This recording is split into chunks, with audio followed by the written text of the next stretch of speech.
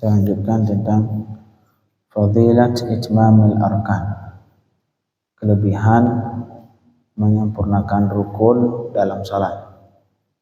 Seperti yang ma'ruf, rukun salat adalah 13. Yang pertama niat, yang kedua berdiri, yang selanjutnya takbir. Ini niat sama takbir harus berbarengan. Kapan niatnya? Allahu Akbar.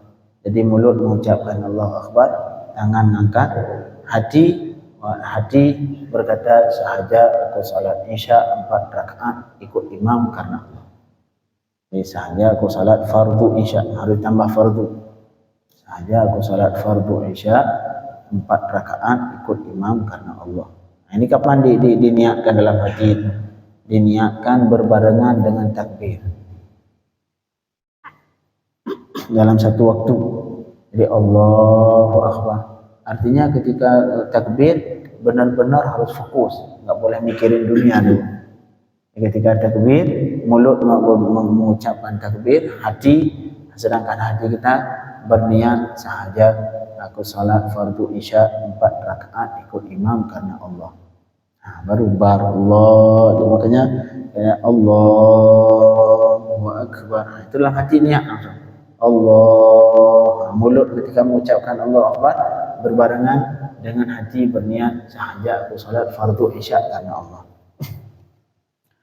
Jadi itu yang boleh rukun, niat, kemudian takbir, berdiri bagi yang mampu, dan di salat fardu. Kalau salat sunnah, tidak harus berdiri, boleh duduk. Karena dulu di zaman Rasul melihat sahabatnya salat sunnah lagi duduk semua. Ada sebagian memang lagi sakit, tapi sebagian yang lain enggak sakit, sehat. Kemudian Rasulullah melihat sahabatnya pada duduk dari salat sunnah. Nah, akhirnya kemudian Rasulullah membiarkan mereka salat dalam keadaan duduk, salat sunnah. Dan kemudian beliau berkata, orang yang salat berdiri atau salat berduduk adalah setengah salatnya. Salatul qa'id nisfu salatul qa'id. Jadi orang yang salatnya duduk, pahalanya setengah dari salat orang yang berdiri. Setengah. Ini artinya bagi orang yang mampu berdiri, mau duduk, dibolehkan, boleh selama jamid, tapi pahalanya setengah. Sedangkan salat fardu tidak. Salat fardu wajib berdiri bagi yang mampu. Kecuali yang tidak mampu berdiri, boleh duduk. Berdiri, kemudian Fatihah mulai dari bismillah. Mazhab Syafi'i rahimahullah mulai dari bismillah. Bismillah bagian dari Fatihah. Walaupun ada sebagian mazhab yang lain mengatakan bismillah bukan bagian dari Fatihah. Sehingga kadang-kadang di sebagian masjid langsung alhamdulillahirabbil alamin, tidak baca bismillah. Ataupun sebagian imam bagus. Sebagian imam walaupun tidak membaca besar suara, tapi yang bismillah dibaca bismillahirrahmanirrahim. Alhamdulillah, ini bagus. Berarti imam itu pengetahuannya bagus. Ini kalau imamnya memiliki ilmu yang cukup, dia memperhatikan seluruh mazhab. Dia tidak, misalkan mazhab dia enggak boleh baca bismillah, tapi dia tetap baca bismillah untuk untuk menjaga supaya salat yang mazhab-mazhab yang lain kan jamaah. Bisa jadi ada yang mazhab Maliki, ada sebagian jamaah mazhab Hanafi, sebagian mazhab Syafi'i. Maka bagi imam sepatutnya harus merangkul semua jamaah. Nah, kalaupun tidak membesarkan baca bismillah, kita usahakan baca bismillah. Kecilkan suara. Bismillahirrahmanirrahim. Alhamdulillahirabbil alamin. Kalau mazhab Syafi'i tidak. Mazhab Syafi'i bismillah adalah bagian dari Fatihah. Nah, bismillahirrahmanirrahim sampai waladhdallin di Fatihah. Dan ini Fatihah harus benar, tidak boleh ada satu tasydid pun yang gugur. Tidak boleh ada satu tasydid pun yang gugur ketika membaca bismillah. Seperti misalkan al-siratal ladzi, jangan baca siratal ladzi, hilang lam tasydid. Yang seharusnya siratal ladzi, jadi al-ladzi. Ini yang perlu diperhatikan. Jangan sampai ada yang hilang tasydid ataupun waladhdallin. Kadang-kadang kita baca waladhdallin, hilang tasydid. Jadi semua tasydid dalam Fatihah tidak boleh gugur satu pun.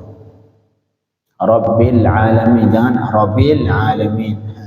Dan juga semua huruf ini Fatihah wajib dipelajari. Tua, muda, kecil, besar, mau meninggal, semua wajib mempelajari minimal Fatihah. Mempelajari tajwid atau makhraj yang benar, mengucapkan huruf yang benar. Untuk baca Quran semua, misalkan dari Alif Lam Mim sampai minal jinnati wan nas, enggak wajib semua dipelajari. Kalau pelajari bagus. Tapi kalau mau baca Quran tidak boleh salah-salah makna. Artinya harus mempelajari sehingga mengucapkan kalimat yang benar. Sedangkan Fatihah wajib dipelajari. Mau kecil, besar, tua, muda, mau mati, semua wajib mempelajari Fatihah, minimal Fatihah. Karena ini rukun salat. Tidak dibaca dalam salat, salatnya tidak sah.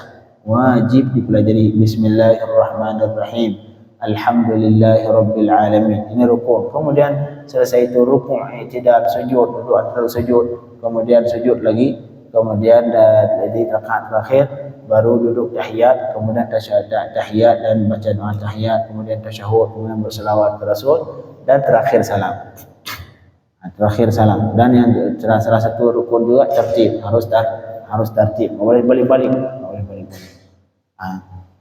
Inilah rukun salat. Jadi fadilatu itmamil arkan, fadilah tentang menyempurnakan rukun.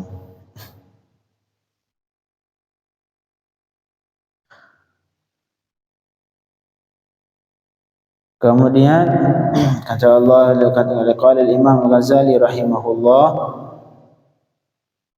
beliau mengutip beberapa hadis Rasulullah sallallahu alaihi wasallam.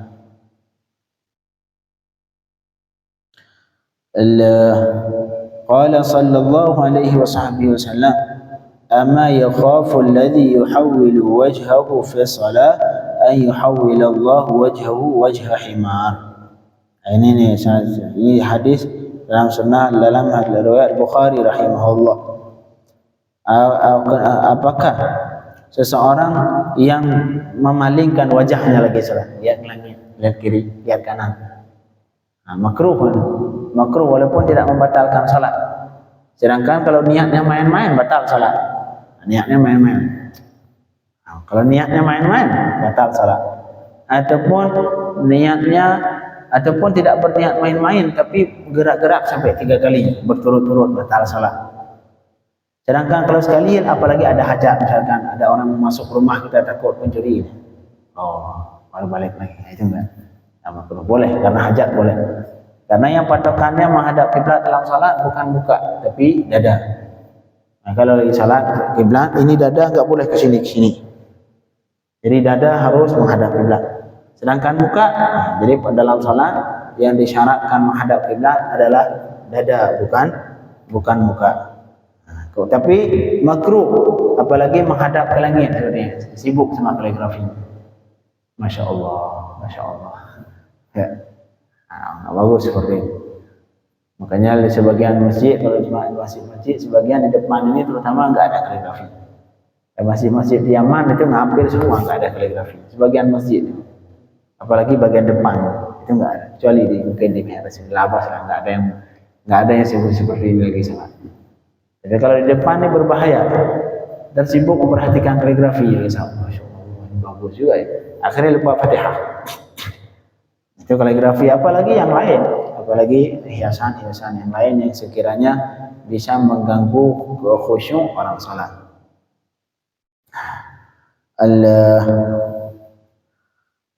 Jadi apakah seseorang yang memalingkan wajahnya dalam salat tidak takut bahawa nanti di hari kiamat Allah mengubah ataupun memalingkan wajahnya seperti wajah keledai? Ini yang dikhawatirkan orang-orang yang suka bermain dalam salat. Salat. Ini dikhawatirkan nanti di hari kiamat mukanya diganti menjadi muka keledai sama Allah Subhanahu wa taala. Dan itu juga diperhatikan, jangan sampai gerak-gerak berlebihan sampai 3 kali ataupun yang lain. Kadang-kadang kita tidak terlalu memperhatikan, sibuk berdalingkan sarung sampai 3 kali gerak tangan, batal salat. Ini rukun harus benar-benar dijaga, terutama yang membatalkan salat, dijaga benar-benar. Terutama ataupun kalau imam sebagian imam lagi baca ayat Bismillahirrahmanirrahim, ada imam seperti itu. Ini bahaya. Dalam mazhab Syafi'i batal salat. Kemudian di hadis yang lain Rasulullah sallallahu alaihi wasallam, ini hadis diriwayatkan oleh Imam At-Tabrani dalam Mu'jam Al-Awsat. Qala sallallahu alaihi wasallam, man shalla as-salata li waqtiha. Seseorang yang salat di waktunya salat, artinya tepat waktu. Syarat pertama tepat waktu. Fa asbagha wudu'aha, kemudian menyempurnakan wudunya. Ini syarat kedua. Yang pertama salat tepat waktu, yang kedua menyempurnakan wudu. Kemudian yang selanjutnya wa atamma ruku'aha wa sujudaha wa khusyu'aha, dan menyempurnakan rukuknya dan sujudnya dan khusyuknya. Sempurna ini tiga hal ini. Pertama rukuk. Kapan rukuk sempurna? Ketika sejajar, muka sama al-lapana. Walaupun syarat rukuk cuman bengkok seperti ini, menunduk seperti ini. Sekiranya kalau tangan kita naruh di sini sampai cukup. Itu sekedar syarat. Artinya untuk sekedar sah rukuk cuma nunduk seperti ini dong. Nah, duduk seperti sekedar cukup sampai sini udah sah rukuk. Walaupun tak ditaruh tangan di sini, sah rukuk. Yang tidak boleh kata ulama inkhinas artinya seperti ini. Subhana rabbiyal azim. Sampai mah. Tapi caranya seperti ini, tak sah rukuk, bukan rukuk. Jadi syarat rukuk harus seperti bentuk rukuk. Kemudian sujud. Kalau laki-laki ketika sujud usahakan jangan terlalu dekat, yang seperti ini. Harus lebih ke depan dikit. Supaya beda laki-laki sama perempuan. Kalau perempuan dia seperti ini. Kalau laki-laki enggak, lepas sedikit. Sehingga kalau misalkan sujud, sekiranya kepala kita lebih ke depan sedikit sehingga lepas. Itu sunnah ketika sujud. Artinya menyempurnakan rukuk. Salah satu yang sunnah pada rukuk apa? Yang pertama sejajar. Kemudian yang kedua tangan diletakkan di sini. Ini sunnah. Kemudian tangan diletakkan di sini, tangannya jangan digenggam seperti ini, dilepas. Dan kemudian jari-jari tidak rapat seperti ini. Jari-jari dilepas. Nah, seperti ini. Jangan seperti ini. Jangan terus dilepas habis seperti enggak. Seperti ini dong. Renggang tapi masih direnggang seperti ini dong. Sekiranya semua jari kita menghadap kiblat. Nah, itu sunnah. Kemudian antara kaki dengan kaki ukuran sejengkal. Kadang-kadang kita imam makmum subhanallah seperti ini. Mengganggu orang. Jadi dia dong ngambil dong saf besar. Kadang-kadang saya yang imam kesel juga melihat seperti itu. Mau nyuruh maju orang lain dia terus besar. Harusnya muat dua orang lagi, satu kanan satu kiri, muat dua orang. Enggak bagus seperti antara dua kaki ukuran sejengkal. Sejengkal cukup seperti ini. Sehingga banyak muat orang banyak, rapat saf. Ini kita bilang rapatkan saf. Beliau pahamnya rapat saf berarti seperti ini, biar rapat kaki seperti ini. Satu orang seperti ini, satu saf 10 orang full. Enggak, jadi ukuran kaki dengan kaki ukuran satu jengkal, satu kaki dengan kaki yang lain. Makanya tegur aja kalau bisa, diinjak-injak aja kaki biar dempet lagi. Marhaba. Sajadah juga terlalu besar, muskilah juga. Kalau terlalu besar sajadah boleh, tapi kalau orang lain duduk lama berdiri, silakan ini aja Pak. Ini enggak, udah sajadah sebesar ini sajadah. Akhirnya enggak boleh orang lain berdiri di sajadah dia sama sekali, khusus ini buat saya khusus. Ini masalah. Masjid bukan punya dia, masjid bukan punya kita, masjid punya umum. Bawa sajadah yang kecil yang kurang satu orang, ataupun yang kecil seperti Pak Haji Syam, masya Allah kecil, cukup. Ini bawa sajadah segini nih, kayak sajadah mihrab imam. Muskilah. Kalau boleh bawa sajadah besar, tapi giliran orang lain udah ke sini aja. Maksudnya diajak gitu untuk nginjak sajadah dia. Nginjak sajadah kita silahkan. Tapi kalau sudah sajadah besar, orang lain nggak boleh nginjak, ini bermasalah. Jadi perhatikan hal seperti akhirnya saf banyak yang renggang. kita suruh maju orang lain, nggak enak, entar diinjak terus. Ya udah biarin seperti itu. Jadi yang pertama diperhatikan ketika ruku ataupun ketika sujud, antara kaki dan kaki sejengkal, jangan terlalu jauh, ataupun jangan terlalu rapat seperti ini, enggak juga sejengkal. Jadi agama ini khairul umuri awsatuha, yang paling bagus dari segala urusan adalah tengah-tengah, pertengahan, jangan terlalu besar seperti ini. Begitu juga ketika sujud, tangannya kadang-kadang sebagai kita ganggu orang samping, ya biasa, secukupnya, sederhana, pertengahan, tidak berlebihan, dan juga jangan seperti ini, tidak. Nah, jadi itu perlu diperhatikan. Terus posisi kaki saat sujud gimana? Posisi kaki saat sujud sama seperti ketika berdiri, sejengkal, kemudian kakinya tegak dan seperti ini. Nah, seperti ini. Nggak harus semua, cukup satu aja. Misalkan dari lima kaki yang jadi tengah dong seperti ini, lalu lepas boleh. Tapi kaki tegak, jangan seperti ini. Pendapat kuat dalam mazhab Syafi'i kalau kaki seperti ini ketika sujud nggak sah salat.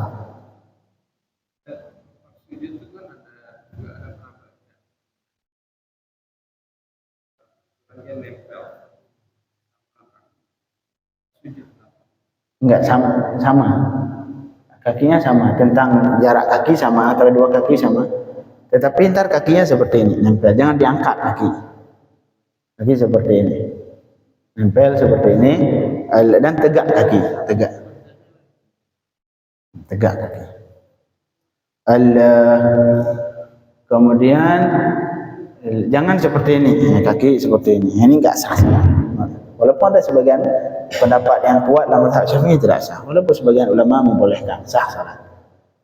Kemudian ketika sujud juga yang perlu diperhatikan tangan jangan diangkat, juga nggak sah salat. Atau yang perlu juga diperhatikan ini nih, dahi yang paling penting. Ini dahi kita harus nempel langsung ke lantai, nggak boleh ditutupi sama peci seperti ini nggak kena, ataupun sorban, ini nggak sah, tidak sah. Dan juga disyaratkan dalam ruku, dalam sujud harus bagian depan, bagian kepala lebih rendah daripada bagian pantat. Harus seperti ini ketika sujud, ini kepala. Jangan lurus seperti ini. Seperti misalkan kita sujud di tangga masjid. Tangga masjid kita berdiri tangga bawah. Kemudian pas sujud kepala kita tangga atas, akhirnya seperti lurus. Nggak sah salat itu. Jadi syarat dalam sujud harus bagian kepala lebih rendah daripada dari bagian belakang. Itu juga diperhatikan sujud. Termasuk baca doa sujud subhana rabbiyal a'la wa bihamdih, baca doa ruku subhana rabbiyal azimi wa bihamdih. Ini jadi pegang di sini ketika ruku. Jadi wa atamma ruku'aha, dan menyempurnakan rukuknya dan menyempurnakan sujudnya. Dan rukuk dan sujud di sini disyaratkan harus tuma'ninah. Apa makna tuma'ninah? Harus berdiam sejenak. Jadi ketika rukuk harus berdiam sejenak baru berdiri. Jangan. Ini enggak boleh. Harus tuma'in qa'iman. Harus berdiam sejenak baru berdiri. Jadi enggak boleh seperti ini. Bersambung. Jadi enggak boleh kegiatan turun sama bangun bersambung, sehingga rupanya rukuk. Seperti ini. Jadi seperti enggak sah. Jadi caranya seperti ini, berdiam dulu sejenak baru berdiri. Itu boleh. Itu tuma'ninah namanya, tuma'ninah. Wa khusyu'aha, dan menyempurnakan khusyuknya. Ini yang paling sulit. Khusyuk ini hal yang paling sulit, disempurnakan khusyuk. Gimana cara khusyuk? Khusyuk dalam Islam, dalam fikih artinya dua. Sehingga kita dinamakan salat kita khusyuk. Yang pertama, anggota badan kita tetap khusyuk, jawarih. Jadi anggota kita khusyuk, tidak garuk sini. Kadang-kadang kita lagi kayak kerja lagi salat, nggak fokus benar-benar berdiri, nggak goyang-goyang. La ilaha illallah, nggak khusyuk benar-benar berdiri, semua fokus. Itu namanya khusyuk al-jawarih. Jadi anggota badan kita tenang. Kemudian yang kedua, disyaratkan untuk khusyuk hati dalam keadaan khusyuk. Mana khusyuk hati? Artinya pikiran sama hati kita fokus dengan yang sedang dilakukan. Misalkan kita lagi sujud, fokus pikiran kita dengan sujud. Artinya apa yang kita ingat ketika sujud misalkan? Apa yang kita ingat? Pikiran kita saat itu kemana? Fokus dengan sujud artinya membayangkan, mengingat artinya. Fokus dengan arti bacaan. Kemudian fokus dengan ketika sujud memperhatikan sunnah-sunnahnya, rukun-rukunnya disempurnakan. Jangan lagi sujud pikirannya kemana-mana. Nah, ini tidak khusyuk. Makna khusyuk, fokus. Arti khusyuk adalah fokus dengan apa yang sedang dilakukan. Jadi pikiran kita fokus dengan ketika lagi sujud, pikiran kita fokus dengan sujud. Yang pertama apa yang kita pikirkan saat itu? Ya, apa saja yang rukun, kita cari rukunnya, syarat-syaratnya kita sempurnakan. Kemudian setelah itu baru kita cari apa, kita ingat apa saja yang disunnahkan ketika sujud kita lakukan. Kemudian yang terakhir baru kita fokus dengan bacaan yang kita baca. Makanya sepatutnya, seharusnya bagi kita minimal doa-doa solat itu mengetahui isinya, maksudnya artinya. Yang sampai kita baca itu enggak paham, enggak bagus. Nah, itu seharusnya, karena itu cara untuk menghasilkan khusyuk. Karena kalau kita enggak tahu arti subhana rabbiyal azim, enggak tahu arti subhana rabbiyal a'la, enggak tahu arti rabbana lakal hamdu mil'us samawati, enggak tahu arti, ini gimana mau khusyuk? Jadi kalau pengen khusyuk, usahakan itu yang doa-doa itu dicek di arti. Sekarang banyak Google arti doa sujud. Sekejap. Hasil minimal kita kalaupun enggak sanggup ngapal setiap hari, sekali ngapal semua doa salat, dicicil. Giliran motor sanggup cicil, mobil sanggup cicil, rumah sanggup cicil, doa salat enggak sanggup. Cicil doa salat. Hari ini misalkan Fatihah 2 ayat. Besok cicil Fatihah lagi 2 ayat. Selesai Fatihah baru cicil doa iftitah. Nah, doa iftitah artinya apa? Sehingga kita baca al-bismillah wajjahtu wajhiya lilladzi fataras samawati wal arda hanifa. Kita tahu yang kita baca itu artinya apa. Sehingga fokus. Tapi kalau enggak tahu arti, wajjahtu wajhiya lilladzi fataras samawati wal arda. Mana saja. Cicil. Ini harus berusaha sebisa mungkin harus mengetahui isi ataupun kandungan ataupun arti seluruh bacaan doa salat. Karena itu cara untuk menghasilkan khusyuk. Cara untuk menghasilkan khusyuk. Rabbana lakal hamdu, doa sujud, doa antara sujud, Rabbi ghfirli Rabbi ghfirli warhamni wajburni warfa'ni warzuqni wahdini wa'afini wa'fu anni. Itu doa yang paling bagus. Enggak ada doa sesempurna doa ini. Rabbi ghfirli, ya Allah ampuniku. Rabbi ghfirli warhamni, berilah rahmat kepadaku. Warhamni wajburni, dan tutupilah semua kebutuhanku. Cukupilah semua kebutuhan, wajburni. Warfa'ni, ya Allah angkatlah di derajat, diangkat oleh Allah. Diangkat derajat di dunia atau akhirat. Warfa'ni, Rabbighfirli warhamni wajburni warfa'ni warzuqni. Warzuqni, ya Allah berikanlah rezeki kepadaku. Warzuqni wahdini, ya Allah berilah petunjuk.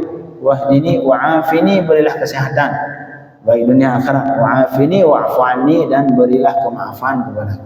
Ada lagi doa yang seluas doa ini, sesempurna doa ini.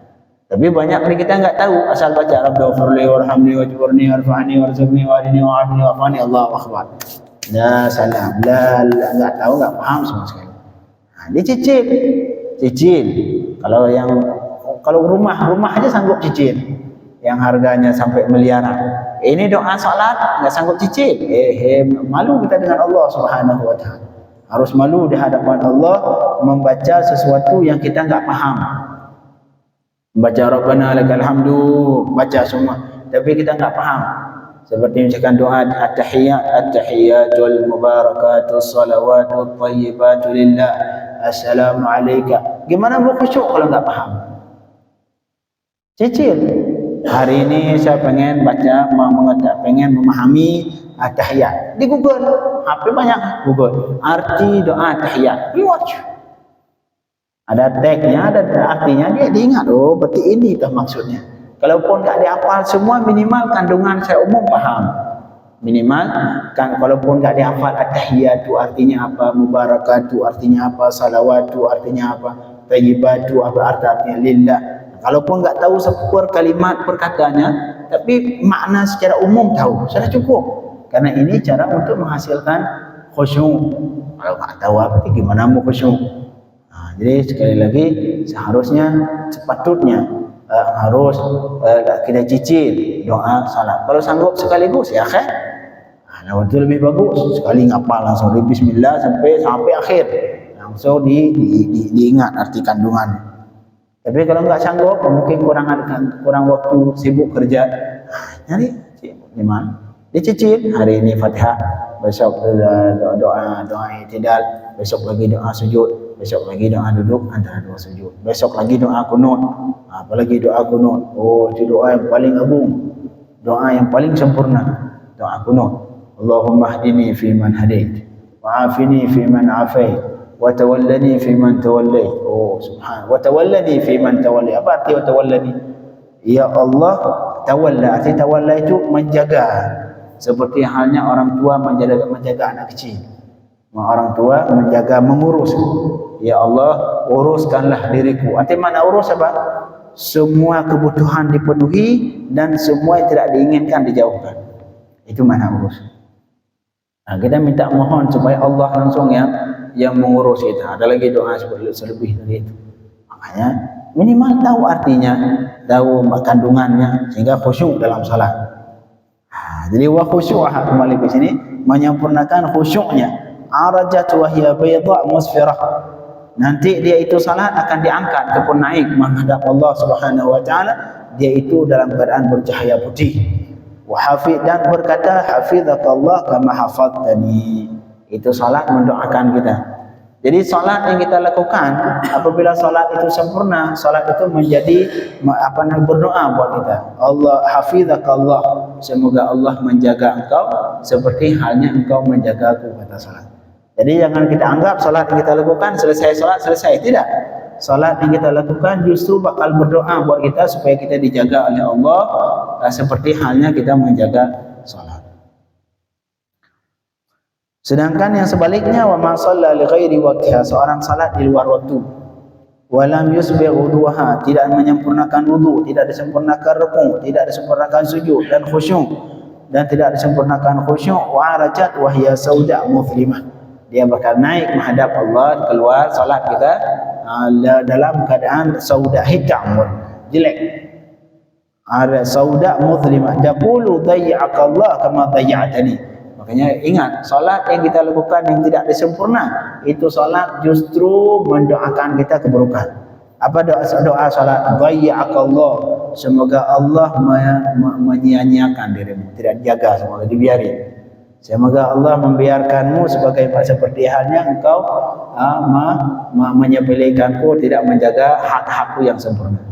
Artinya ketika kita menyempurnakan salat, maka salat tadi berdoa. Makanya kadang-kadang kita salat, saya salat, tapi utang banyak terus. Artinya itu salah satu penyebab, bisa jadi itu kita mutang terus, bisnis kita jatuh ataupun sakit terus kita, bisa jadi karena doa salat yang kita lakukan. Karena salat ini mendoakan kita ketika kita menyepelekan dia, membiarkan dia tidak disempurnakan haknya. Salat juga berdoa untuk kita supaya kita disia-siakan sama Allah. Dayya'akallah, kita salat. Ini salat yang kita lakukan. Setelah salat, semoga Allah menyia-nyiakan dirimu seperti halnya engkau sia-siakan. Makanya hati-hati. Makanya ketika salat, setelah salat tiba-tiba sakit, nah itu artinya ada sesuatu. Berarti ini bisa jadi adalah doa salat yang diterima Allah Subhanahu wa taala. Subhanallah.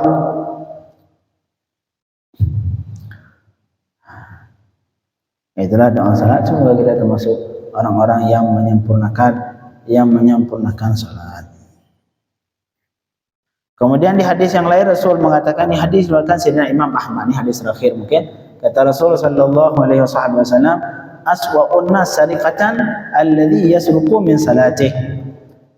Seseorang orang yang paling buruk dalam hal mencuri. Jadi kadang-kadang pencuri itu ada tingkatan juga.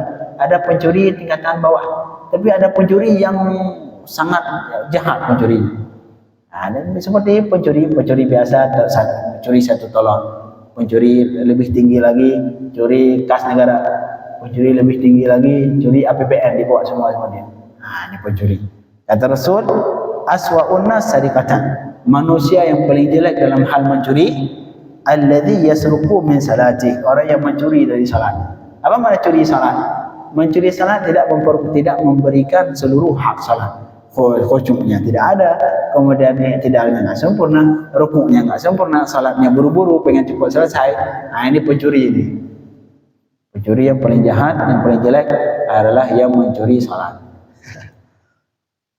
Allahumma ja'alna minal khashi'in birahmatika ya arhamar rahimin. Sallallahu alaihi wasallam Muhammadin wa alihi wa sahbihi wasallam. Walhamdulillahi rabbil alamin. Insyaallah besok kita lanjutkan tentang fadilah berjamaah. Fadilah berjamaah. Fadilah tentang berjamaah, terutama berjamaah di masjid.